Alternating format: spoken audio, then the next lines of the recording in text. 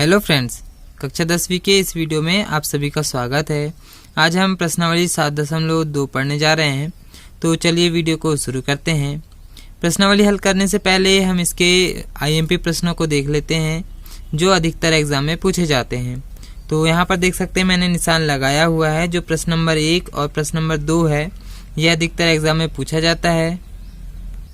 और इस तरफ से यहाँ पर जो प्रश्न नंबर 4 और 7, 8 जो है ये अधिकतर एग्जाम में पूछा जाता है।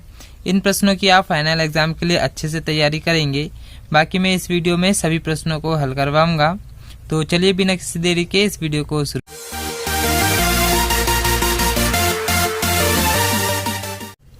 जो प्रश्न नंबर 1 हमें जो दिया हुआ है, बिंदु के निर्देशांक हमें यहाँ पर ज्ञात करना है और 2 बिंदु के निर्देशांक हमें दिया हुआ है। इसको मिलाने वाला जो रेखाखंड है, जो रेखाखंड है 2:3 के अनुपात में विभाजित होता है। तो हमें उसी बिंदु के निर्देशांक ज्ञात करना है। तो जब भी हमें निर्देशांक ज्ञात करना हो तो इसको हम विभाजन फॉर्मूले से हल करेंगे, जो मैंने अध्याय 7 के बेसिक नॉलेज वाले वीडियो में बताया है। देख सकते हैं जो मैंने 9 पॉइंट का जो फॉर्मूला लिखवाया है, विभाजन फॉर्मूला, ये हमें प्रश्नावली 7.2 में यूज करना है। तो किसी भी बिंदु, जैसे 2 बिंदु के निर्देशांक हमें दिया हुआ है और बीच का एक बिंदु है, इसके हमें निर्देशांक ज्ञात करना है और अनुपात यहाँ पे भी दिया हुआ है प्रश्न में। तो जब भी इस बिंदु के निर्देशांक ज्ञात करना हो तो उसके लिए हम ये विभाजन फॉर्मूला लगाते हैं। तो इस यहाँ पर आप ये फॉर्मूला अच्छे से याद करेंगे, ये ऑब्जेक्टिव में भी पूछता है। तो चलिए प्रश्न नंबर 1 देखते हैं। जो प्रश्न नंबर 1 हमें दिया हुआ है इसमें 2 बिंदुओं के निर्देशांक हमें दिए हुए हैं और इन बिंदुओं के बीच में कहीं पर एक बिंदु P है। ऐसा हमने इसके नाम दे दिए हैं A, B और बीच में एक बिंदु हमने P नाम दे दिए हैं और इसके निर्देशांक हमें ज्ञात करना है। इसको हम मान ले रहे हैं x, y, जो हमें ज्ञात करना है और इसका अनुपात हमें दिया हुआ है 2:3, यानी कि m1 अनुपात जो m2 दिया हुआ है 2:3 दिया हुआ है। यहाँ से जो 2 बिंदुओं के निर्देशांक दिए हुए उनको हम x1, y1 और x2, y2 मान लेते हैं। जैसे कि यहाँ पे x1 और ये y1 का मान इससे निकलेगा, तो x1 का मान हो जाएगा -1 और y1 का मान हो जाएगा 7। इसी तरह से b का मान ले रहे हैं हम x2 और y2 से, तो x2 का मान हो जाएगा 4 और y2 का मान हो जाएगा -3। और x, y के निर्देशांक हमें यहाँ ज्ञात करना है और जो अनुपात हमें दिया हुआ है ये भी हम लिख ले रहे हैं। अनुपात को m1 अनुपात m2 से दर्शाते हैं। ये हमें यहाँ पर दिया हुआ है 2:3। तो अब हम सीधे बिंदु P के निर्देशांक निकालेंगे। तो हम यहाँ लिख रहे हैं बिंदु P के निर्देशांक। इसके लिए हम x के भी मान निकालेंगे, y के भी मान निकालेंगे। तो हम यहाँ पर 2 खंड में या फिर हम सीधे यहाँ से x का मान या x का फॉर्मूला लगा ले रहे हैं। m1 x2 plus m2 x1 पूरे के बटे m1 प्लस m2, ये हो गया हमारा x का निर्देशांक। सेम इसी तरह से हम यहाँ पर y का निर्देशांक रख रहे हैं। y का हो जाएगा m1 y2 plus m2 y1 पूरे के बटे m1 प्लस m2।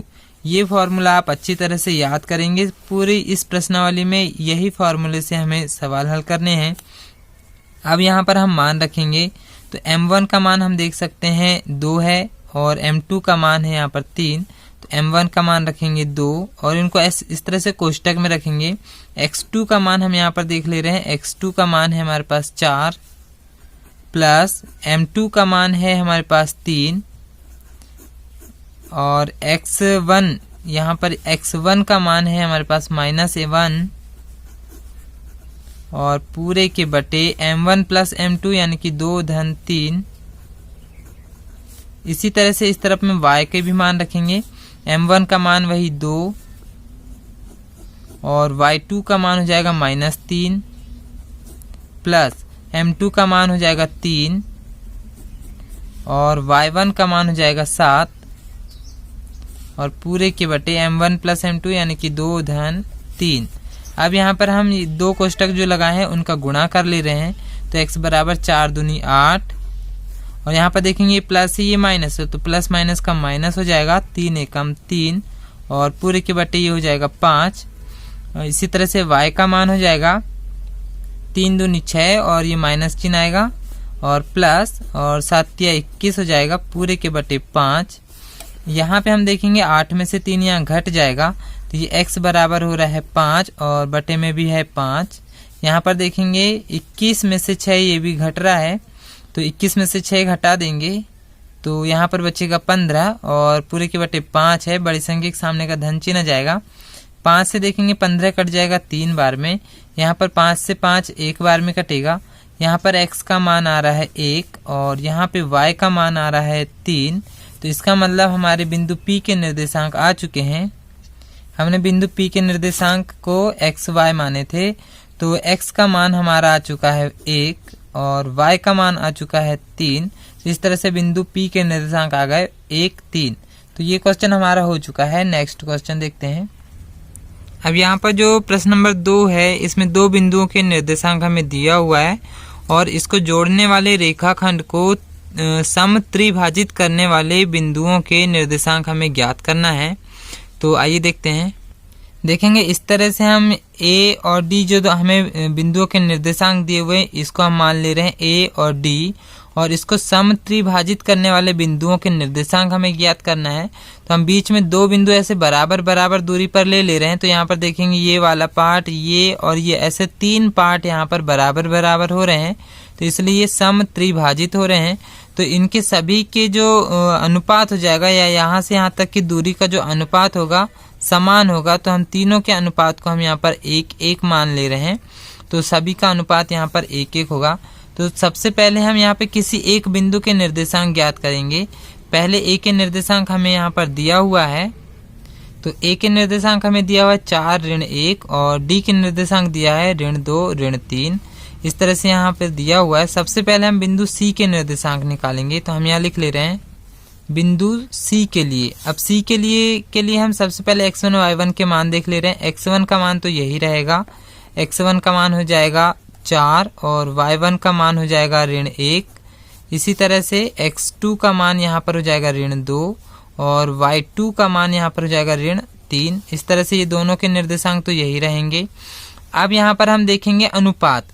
तो m1 अनुपात m2 जो अनुपात हमें यहाँ पर अब किस तरह से मानेंगे वो देख ले रहे हैं। तो हम बिंदु C देख रहे हैं तो यहाँ से यहाँ तक की पूरी दूरी देखेंगे। इसको हम अलग से रफ में देख ले रहे हैं। देखेंगे इस तरह से बिंदु A से लेके बिंदु D के बीच में हमने यहाँ पर कहीं एक C लिए हैं तो ये यहाँ का अनुपात तो 1 रहेगा। लेकिन यहाँ पर देखेंगे हमने 1-1 को यहाँ से बिंदु B को यहाँ पर छोड़े हैं तो ये 1 और ये 1 मिलके यहाँ पर 2 हो जाएगा। तो यहाँ से यहाँ तक का अनुपात तो 2 रहेगा और यहाँ से यहाँ तक का अनुपात 1 रहेगा। इसका मतलब यहाँ पर अनुपात हमारा आ रहा है 2:1।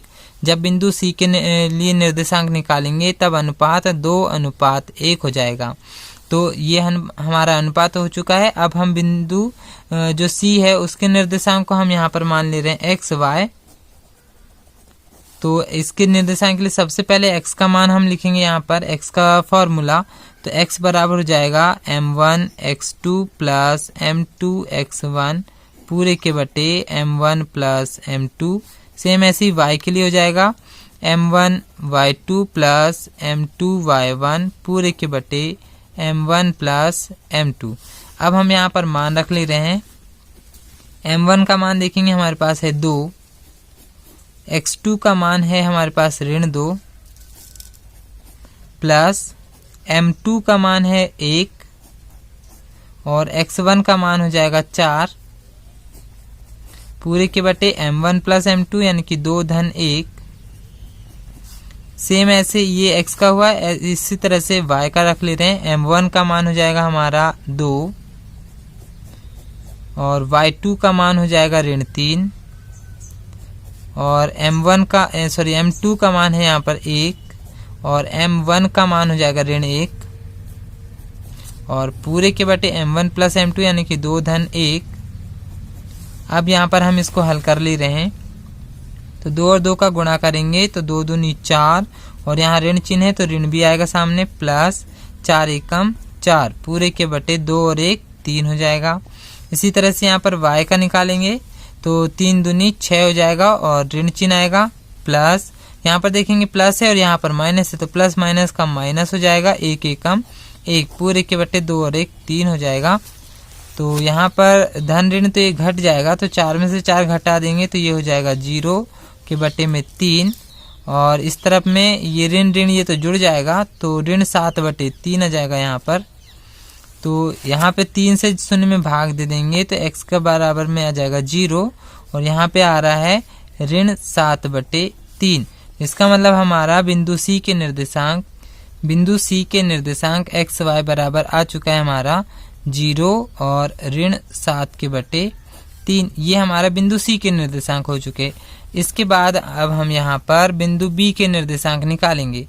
तो अब बिंदु B के निर्देशांक के लिए C को अब हम यहाँ पर छोड़ देंगे, तो यहाँ का अनुपात हो जाएगा 1 और यहाँ का अनुपात हो जाएगा ये पूरा, ये 1 और 1 मिलके 2 हो जाएगा।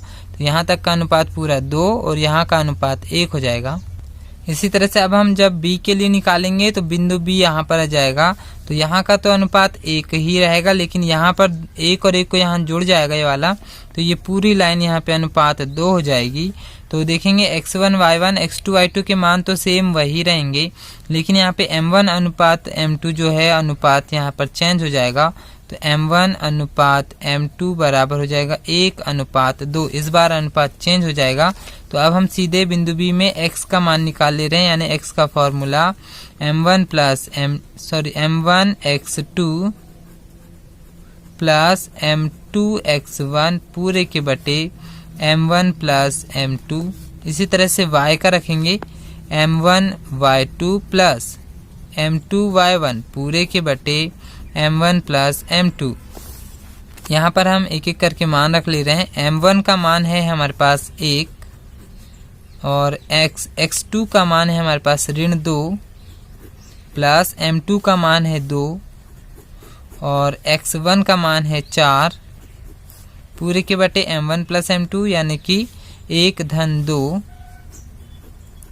सेम इसी तरह से यहाँ पर हो जाएगा m1 का मान 1 और y2 का मान हो जाएगा ऋण 3 प्लस m2 का मान है हमारे पास 2 और y1 का मान हो जाएगा ऋण 1 और पूरे के बटे 1:2।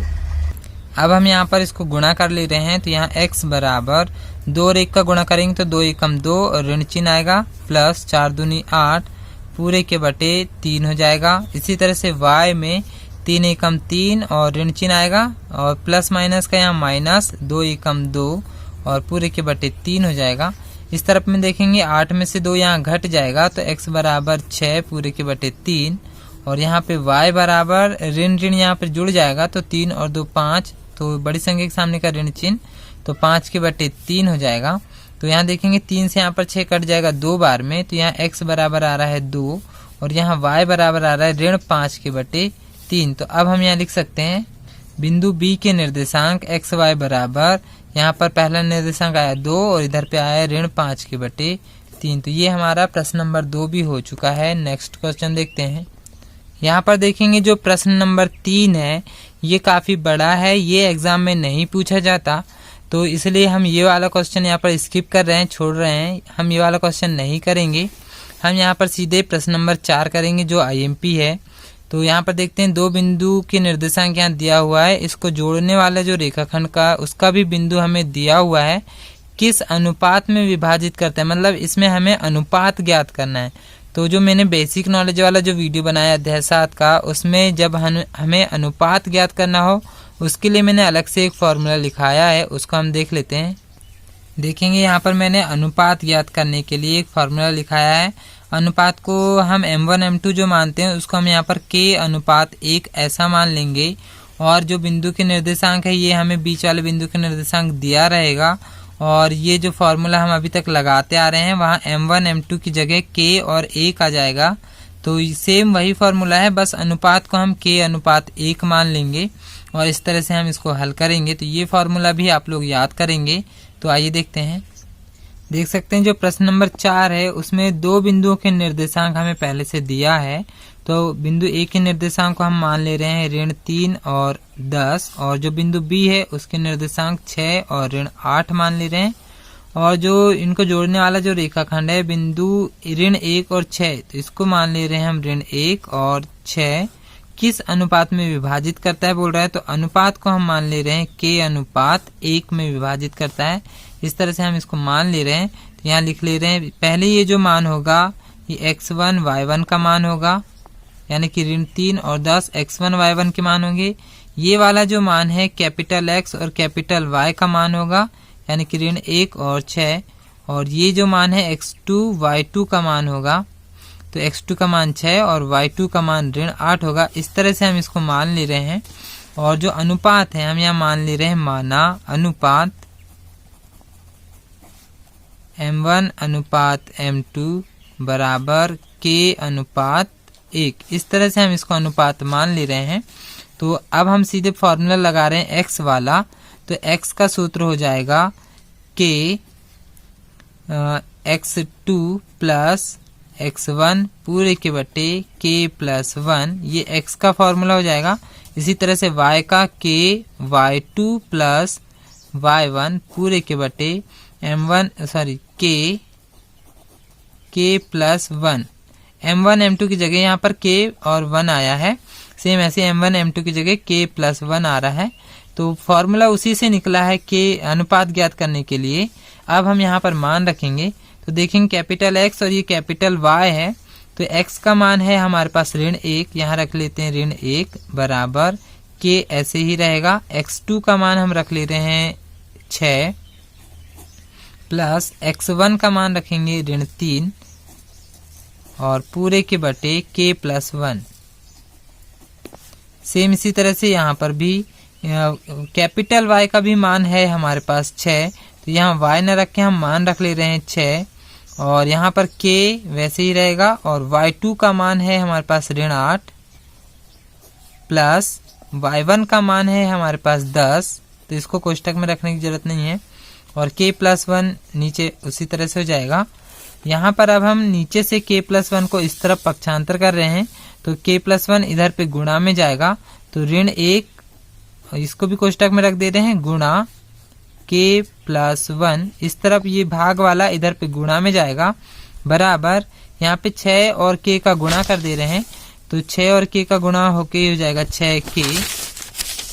और यहाँ पर देखेंगे प्लस और माइनस का यहाँ गुणा कर देंगे तो ये हो जाएगा -3।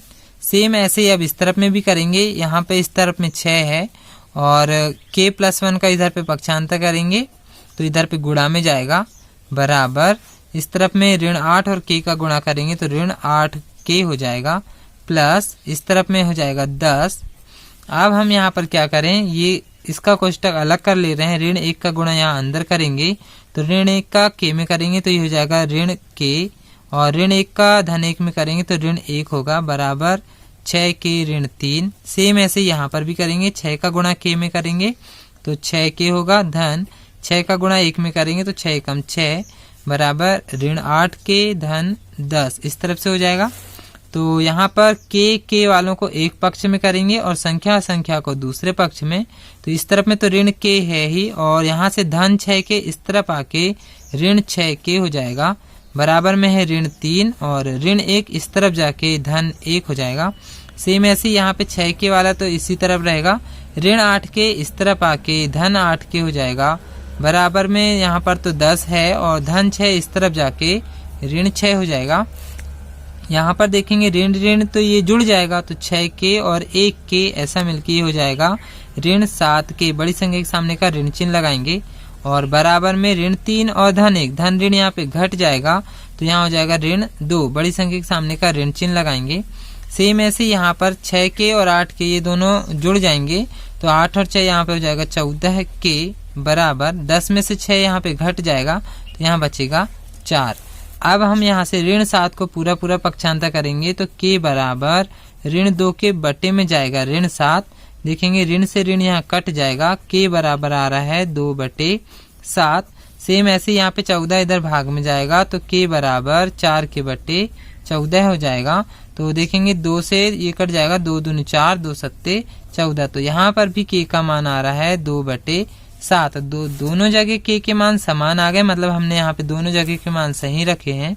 तो अब हम यहाँ पर अनुपात ज्ञात करना था तो हम यहाँ सीधे से लिख ले रहे हैं अनुपात k के बटे मान ले रहे हैं 1 बराबर है 2/7 k के नीचे कोई संख्या नहीं तो हम 1 मान ले रहे हैं, तो 2/7 हो जाएगा, या k अनुपात 1 बराबर 2:7। इस तरह से हम आंसर लिख सकते हैं। तो ये हमारा आंसर आ चुका है। छोटा सा सवाल है, सिंपल है, आप लोग इसको कर सकते हैं। नेक्स्ट क्वेश्चन देखते हैं। अब जो प्रश्न नंबर 5 है उसको देखते हैं। हमें इसमें भी अनुपात ही ज्ञात करना है। दो बिंदुओं के निर्देशांक हमें दिया हुआ है, इनके बीच में एक जो मिलाने वाला जो रेखाखंड है एक्स अक्ष से होते हुए जा रहा है, और पहले तो हमें एक्स अक्ष का जो बिंदु रहेगा उसके निर्देशांक भी ज्ञात करना है। हमें देखेंगे विभाजन बिंदु के निर्देशांक भी ज्ञात कीजिए, मतलब जो एक्स अक्ष का जो बिंदु आएगा उसे भी हमें ज्ञात करना है। तो आइए देखते हैं। इस तरह से हम यहाँ पे दो बिंदुओं के निर्देशांक हमें दिया हुआ है, 1 -5 और -4 5, और बीच में कहीं पर एक बिंदु है वो एक्स अक्ष से होते हुए जा रहा है। तो एक्स अक्ष के निर्देशांक तो हमें यहाँ पे पता होना चाहिए। एक्स अक्ष के निर्देशांक होते हैं x और 0, ये एक्स अक्ष का निर्देशांक होता है। तो हमें x का मान ज्ञात करना है, फिर हम इसी में रख देंगे तो हमें जो विभाजन बिंदु है उसके निर्देशांक हमें ज्ञात हो जाएंगे। तो यहाँ से हम सबसे पहले x1 y1 के मान लिख ले रहे हैं। x1 y1 के मान 1 और -5 हो जाएगा। यहाँ से कैपिटल X का मान हम मान ले रहे हैं ये x, और कैपिटल Y का मान ले रहे हैं 0। यहाँ से x2 y2 का मान हम निकाल ले रहे हैं।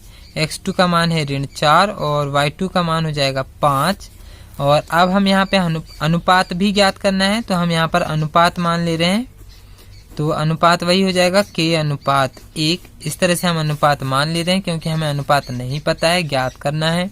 तो सिंपल सा हम वही फार्मूला लगाएंगे, विभाजन फार्मूला वाला। सूत्र होता है kx2 + x1 पूरे के बट्टे k+1। सेम ऐसे ही y का होगा y2 आएगा यहाँ पर ky2 + y1 पूरे के बट्टे k+1। इस तरह से यहाँ पे फॉर्मूला लगेगा। इस तरफ में x2 x1 आएगा, यहाँ पे y2 y1 आएगा। अब हम यहाँ पर मान रखेंगे। x का देखेंगे कैपिटल X का मान है स्मॉल x बराबर, यहाँ पर k वैसे ही रहेगा। x2 का मान हम देख ले रहे हैं, x2 का मान है -4 प्लस x1 का मान है हमारे पास 1 पूरे के बट्टे k+1। सेम ऐसे ही y का मान देखेंगे, कैपिटल Y का मान है हमारे पास 0 बराबर, k का मान ऐसे ही रहेगा। y2 का मान देख ले रहे हैं 5 है, प्लस y1 का मान हमारे पास -5 है, और पूरे के बट्टे k+1। इस तरह से हो जाएगा। अब हम यहाँ पर ये k+1 को इस तरफ पक्षांतर करेंगे तो इस तरफ गुणा में जाएगा, तो हो जाएगा x गुणा k+1 बराबर -4 का k में गुणा करेंगे तो ये हो जाएगा -4k+1। सेम ऐसे ही k+1 का इस तरफ गुणा पक्षांतर करेंगे तो इस तरफ 0 के साथ गुणा में जाएगा k+1 बराबर k और 5 का गुणा करेंगे तो ये हो जाएगा 5k और धन का -5। अब यहाँ पर देखेंगे हम x का गुणा यहाँ पर करेंगे तो x का गुणा k में करेंगे तो ये हो जाएगा kx प्लस, और x का गुणा 1 में करेंगे तो यहाँ पर हो जाएगा x बराबर, और ये हो जाएगा -4k+1। अभी हम इसको और आगे हल नहीं कर सकते तो हम इसको दे रहे हैं समीकरण 1। अभी हम इसको आगे हल करके देखते हैं। तो यहाँ पर देखेंगे 0 का जब इसमें गुणा करेंगे तो ये पूरा पार्ट 0 हो जाएगा बराबर 5k और -5 है। अब -5 को हम इस तरफ पक्षांतर करेंगे तो इस तरफ आके धन में जाएगा, धन 5 हो जाएगा, और बराबर में यहाँ पर बचेगा 5k। अब 5 को इस तरफ पक्षांतर करेंगे तो यहाँ पर सिर्फ बचेगा k, और यहाँ गुणा में है 5 तो इस तरफ में जाएगा भाग में, तो ये हो जाएगा 5/5। देखेंगे 5 से 5 यहाँ पे कट जाएगा तो यहाँ पर एक बार में कटेगा, इसलिए k बराबर यहाँ पर आ रहा है 1। अब देखेंगे k का मान हमारा आ चुका है 1, तो अब हम k के मान को रख दे रहे हैं समीकरण 1 में। तो हम यहाँ लिख ले रहे हैं k का मान समीकरण 1 में रखने पर, k का मान अब हम समीकरण 1 में रखेंगे। ये है हमारे पास समीकरण 1। यहाँ पर हम k का मान रख रहे हैं तो यहाँ पर देख सकते हैं kx धन x लिखे हमने, तो kx धन x बराबर 4 ऋण 4k है, ऋण 4k k धन 1 है। जहाँ जहाँ हमें k दिख रहा है उसकी जगह हम 1 रख ले रहे हैं। तो यहाँ पर 1 रखेंगे तो ये हो जाएगा 1 x हो जाएगा, ये हो जाएगा 1 और साथ में x प्लस x बराबर ऋण 4 और फिर k की जगह रखेंगे 1 और फिर धन 1। ऐसा कोष्टक बना के हम रख ले रहे हैं। 1 का गुणा x में करेंगे तो ये हो जाएगा x धन x और बराबर, और ऋण 4 का 1 में करेंगे तो ऋण 4 ही होगा और फिर धन 1x और 1x ऐसा मिलकर ये हो जाएगा 2x बराबर ऋण 4 और धन 1 ये दोनों घट जाएंगे तो ऋण 3 बचेगा। तो यहाँ से हम 2 को पक्षांतर कर दे रहे हैं, तो 2 को पक्षांतर करेंगे तो ये जाएगा भाग में, तो ऋण 3 के बटे 2 हो जाएगा। तो देख सकते हैं x का मान आ चुका है हमारा ऋण 3 के बटे 2। तो अब हम यहाँ पर लिख सकते हैं x अक्ष के बिंदु के निर्देशांक। हमने x0 मान के हल कर रहे थे, तो x का मान आ चुका है हमारा ऋण 3 के बटे 2। तो हम यहाँ रख सकते हैं ऋण 3 बटे 2 और 0। तो ये x अक्ष के बिंदु के निर्देशांक आ चुके हैं। और इस तरफ में देख सकते हैं जो k का मान आया था, यहाँ से हम अनुपात निकाल सकते हैं। तो हम यहाँ पे अनुपात लिख ले रहे हैं, अनुपात भी हमें ज्ञात करना था। तो k का मान तो हमारा आया था 1, तो k के बटे में हम यदि 1 मान लेंगे तो यहाँ पर भी 1 के बटे 1 ही होगा। तो हम या करके लिख ले रहे हैं k अनुपात 1 बराबर 1 अनुपात 1। तो अनुपात आया है हमारा 1 अनुपात 1 और x अक्ष के बिंदु के निर्देशांक भी आ चुके हैं। तो ये क्वेश्चन भी हो चुका है। देख सकते हैं यहाँ पे ये क्वेश्चन तो हो चुका है। अब ये वीडियो काफ़ी बड़ा हो चुका है, तो इसके अगले पार्ट में हम प्रश्न नंबर 6, 7, 8, 9 और 10 ये सारे प्रश्नों को हम हल करेंगे। तो इस वीडियो को पूरा देखने के लिए आप सभी का धन्यवाद।